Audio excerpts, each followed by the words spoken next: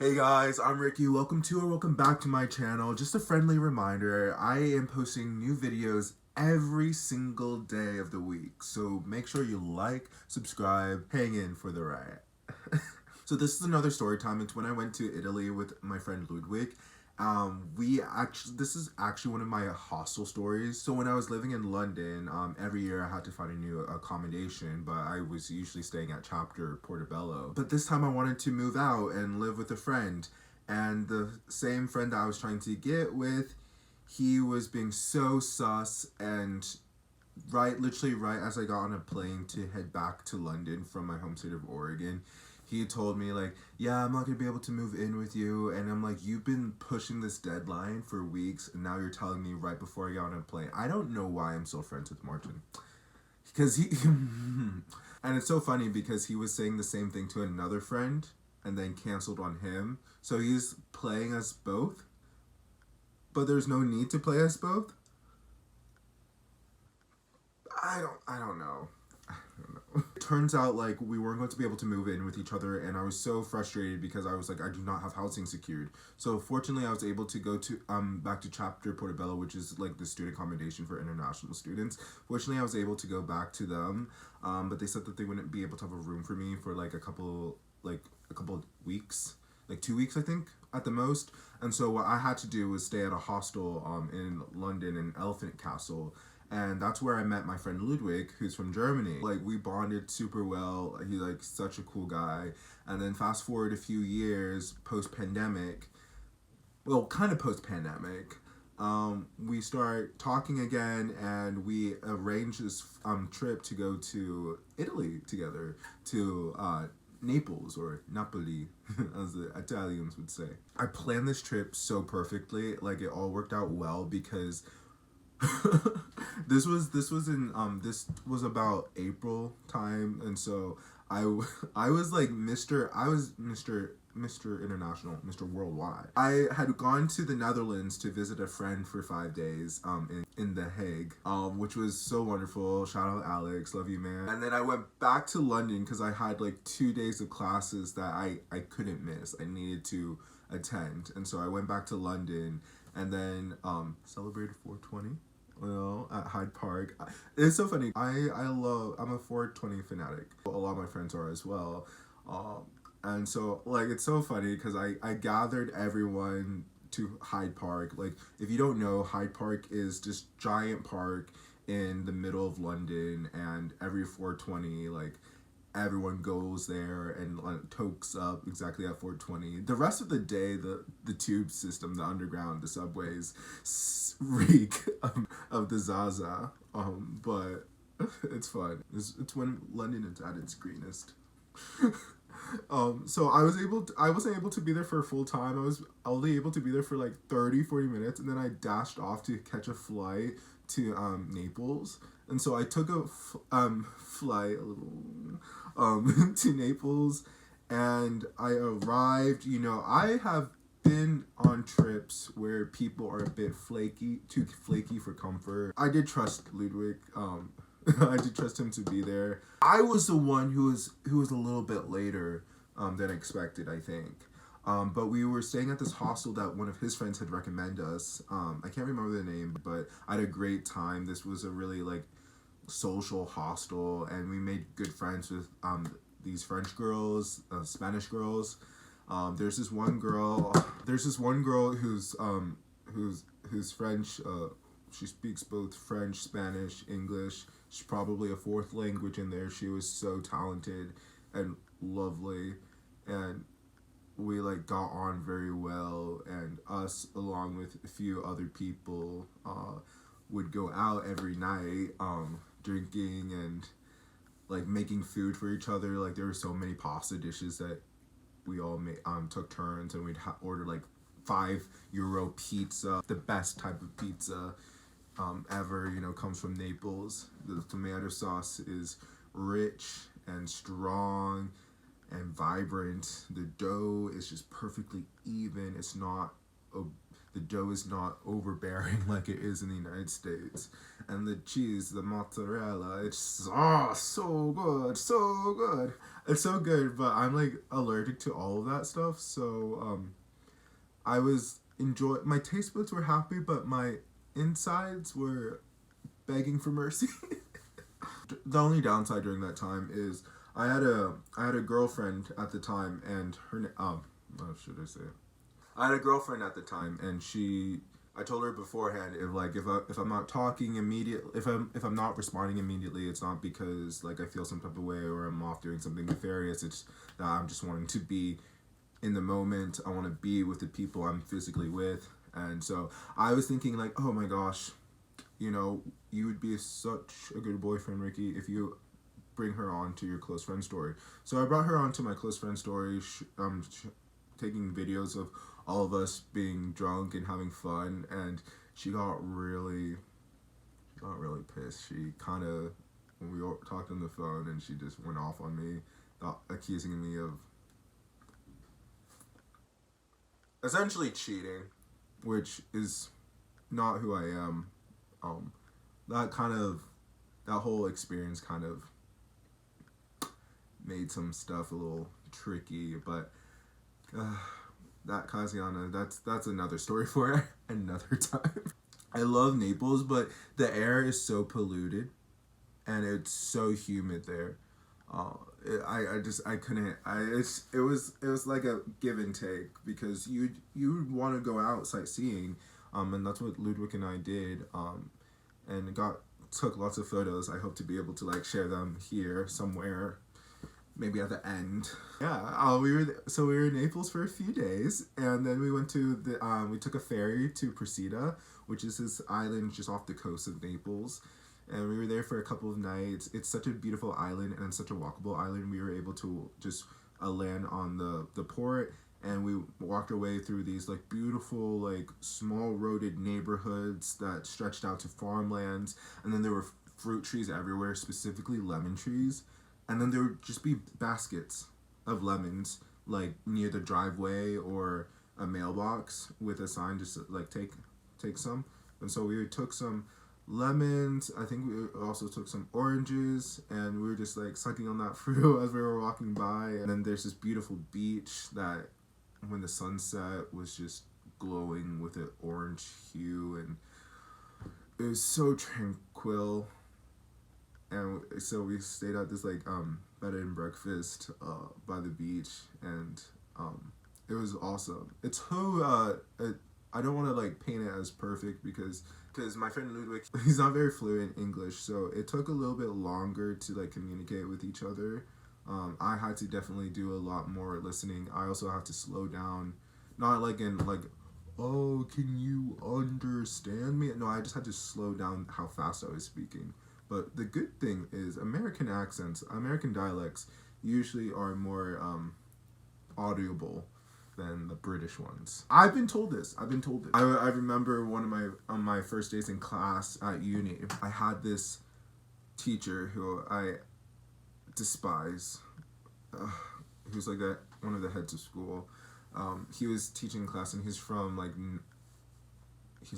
Northfield, England. It's like northern England, and his dialect, his accent was just so awful. I was only getting every other word, and so I raised my hand. I was like, could you say that again? Could you enunciate that? I'm having a hard time hearing. And then another international student from probably, I think, from like an Arab speaking country was like, wait, you don't understand either? I'm like, no. And he was like, but you're American, you speak English. I'm like, I don't speak that type of English. Even when there is a little bit of a language barrier, it's a vibe, you can still like communicate, and if push comes to shove, Google Translate. What I really liked about my friend Ludwig is he's an old soul, so wherever we went, so when we're in Naples, he made a postcard, sent it to his parents, and then when we went to Procida, he did the same, and so I took a little bit of inspiration from that. Have you ever tried looking for a post office in a foreign country? On an island? It's not hard, but it's not easy.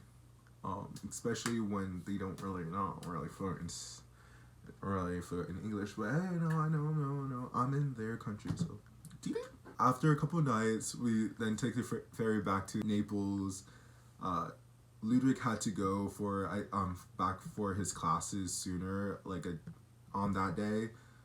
So he took a train all the way. He's German, but he's studying in Switzerland, and so he took a train from Switzerland to Naples, and then taking Naples back to Switzerland, which is not too crazy long of a ride. We shout out to Eurorail. I took shout out to Eurorail. I have experience with you. So he went off, and then I was just like, I have a day and a half or so before I fly back to London. So what I did is I took a little day trip to Pompeii, which I'm so happy I did. It's always a surreal moment when you visit a place that you've seen in history books or documentaries, and I got a real scope of how big this city was. It's bigger than my hometown of 60,000, but it had probably the population of it, and I believe a third or 2/3 of the city has been unburied. Crazy. So I hopped back on after I was done. I was sweating. I was there for about 3 hours, which I think is good. It's good. No way I would have been able to have the stamina and the time to go and see all of it.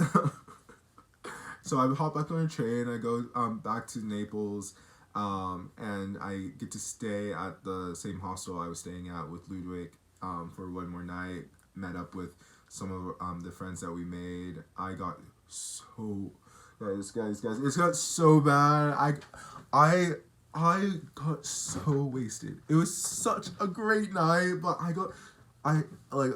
we went out with the managers of the hostel and some of the employees. It was we partied hard. We were drinking till 4 a.m, and at 3, I was like, I need to go back to the hostel to sleep. And so I go back, and then I press the button. I ring the button to let me in. There's no one there because everyone is still out. And so I just okay. So I sit down, and then I just passed out unconscious by the door. And I think near an hour later, they finally catch up with me, and then they let me they let me in, and then I just pass out on my bed. And then about 9:30, I wake up naturally, and I look at my phone, and my phone's alarm had been going off for an hour. So I was an hour behind schedule, and my flight was literally going to be leaving in about 50 minutes. 50 minutes. When I tell you I had the fear of God inserted in me, would be an understatement. An understatement. I packed up my stuff in 7 minutes, ran out barely with my socks on, and then went to the nearest busy street and waved down a cab. And I'm like, please get me to the airport. Fortunately, I had cash with me. Always have cash. Always have cash. Yeah, they take cash and card now, but you never know when you find yourself in a position where your alarm had been going off for an entire hour, and you're barely going to miss your flight. You're gonna miss your flight. You're gonna miss your flight that you paid a good money for. And then I also had class the next day, so I was like, I can't miss. I literally can't miss this. I take pride on my attendance. Really strong. I take strong pride in my attendance, and so there's sometimes when I kind of push a little bit, but this one was no. And so I'm dehydrated. I'm sweating. My heart is racing. He gets me to the terminal drop off. I rush in, and then it's too late to use a digital card reader, so I have to get a printed one. I don't know how that makes sense. So I have to wait in line to get this done. So I wait in line for about 20 minutes, and after that, there's about 20 minutes until my plane leaves, and I still have to get through security.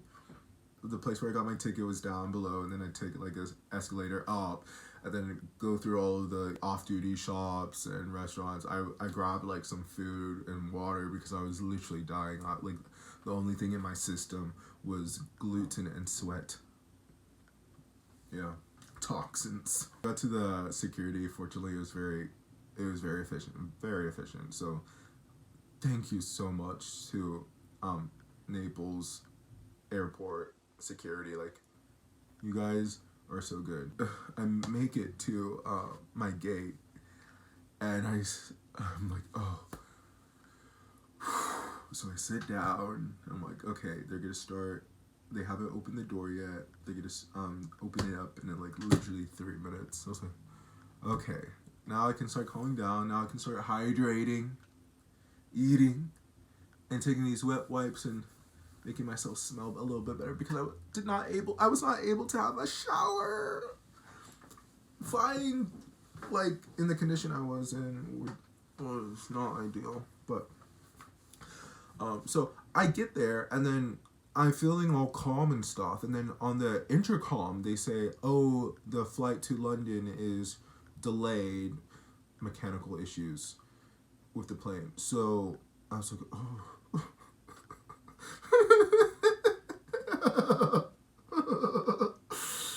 Oh, okay. God has a sense of humor. I just like sit there, charge my phone, keep to myself. I was waiting there for not 1, not 3, but 5 hours. In that state, I could have been home by then, you know. But eventually the plane is ready to take on passengers. We hop on. I'm in a middle seat. Fly back to London Gatwick. Shout out Gatwick. Budget airlines. And then I take like 2-3 trains. But yeah, I get home and everything is honky dory, peachy keen. I'm in. And yeah, I wake up I wake up the next day, attend class in the morning for 3 hours, and then I got to head home and hang out with my friends for the rest of the day. So it's a really great trip. I love Italy. Italy is one of my favorite countries. The geography is just so wonderful, and how could it not be? It's Mediterranean. Like, the water is so it's like a crystal aqua blue. The food, the people, 10 out of 10. Anytime I have the opportunity to go to Italy, I take it. Anyway, guys, remember, I'm posting new videos every single day, so make sure you like and subscribe. Comment down below where in Italy you've been to, if you've also been to Naples or Procida or Pompeii. I want to hear your stories too, so comment down below. And have a good one, guys. Love you guys. Peace.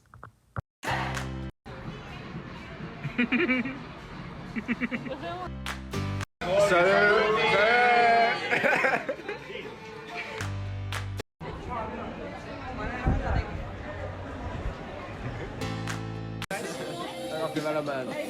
It's like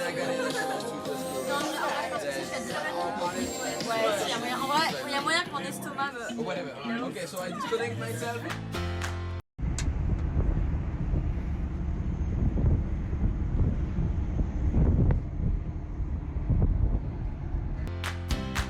Land ahoy! It's unnecessary.